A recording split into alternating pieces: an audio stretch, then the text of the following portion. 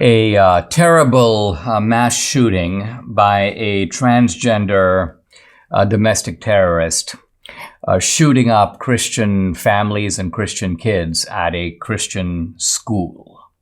Now, I put it this way because this is not the way it appears in virtually any headline that you read about this incident.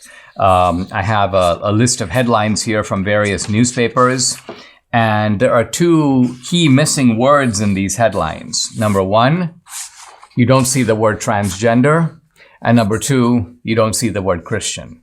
So the typical headline is something like, hang on, let me pull it up right here. But something like 6 dead in shooting incident. Well, here we go. And yes, no mention of transgender, no mention of Christian. And in fact, there were some corrections in a bunch of newspapers, corrections on MSNBC, USA Today, and so on. And the correction was about misgendering the shooter. So USA Today, police on Monday afternoon said that the shooter was a transgender man. Officials had initially misidentified the gender of the shooter. So, in other words, the shooter is a biological woman who was in transition to becoming a man. And apparently it was, was it Audrey Hale, I believe is the name of the shooter. And she was in the process of becoming, I forget the male name now. But geez, this is the focus of the correct. They're worried about the feelings of the transgender perpetrator. Of course, no references to domestic terrorism. And CNN goes, and this is still up on CNN, officials are really struggling to figure out the motive. Well, let's see.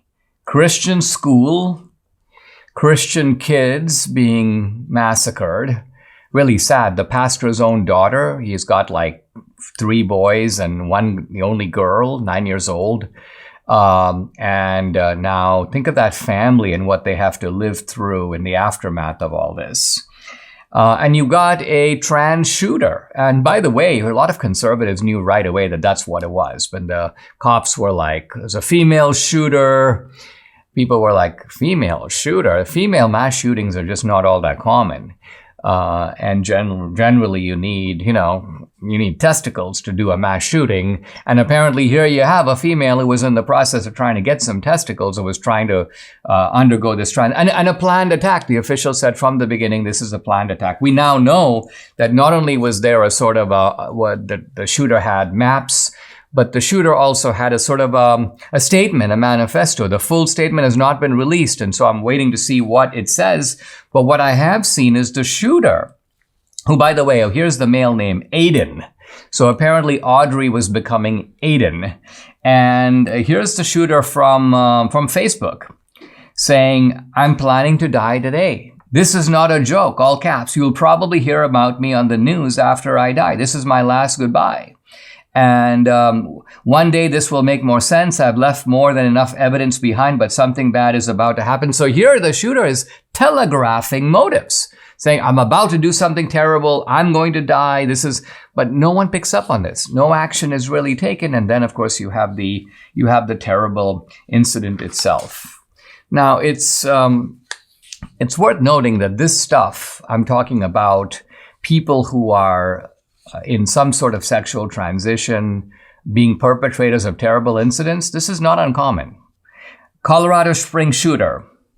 Remember, after the shooter's name was revealed and people started looking the shooter up, the shooter is non-binary. The Denver shooter, trans. The Aberdeen shooter, trans. And now the Nashville shooter, trans. And all of this should be understood against the wake of these trans activists who basically now have T-shirts which have trans on them and automatic weapons shown on the T-shirt. By the way, I saw today on social media, these T-shirts are still being sold on Amazon. Very interesting.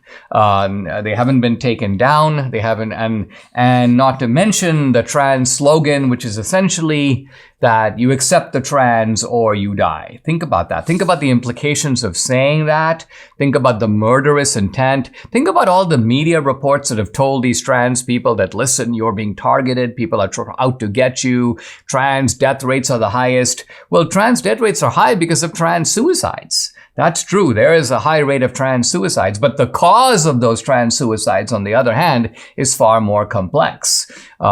So what I'm getting at is that I think we're facing a real mental health crisis in the country. It's not limited to the trans, of course. It's a broader crisis. It's not a crisis of guns. And in fact, the left, when this first happened, I think they thought they had a kind of, from their point of view, from the gun control point of view, an ideal incident. Oh, wow, another mass shooting. Oh, wow, it's a first female mass shooter. They thought this is going to lead to a push for gun control like nothing before. And then, whoops, it turns out that the perpetrator's trans. This kind of spoils the narrative because why? You have a trans mass murderer, a trans domestic terrorist targeting Christian kids. And so that's why the headlines are so reticent about all this. But reticent or not, I think people can see, and this is the benefit now of free speech and Twitter, where you're able to discuss these things. That is in fact the truth of the matter.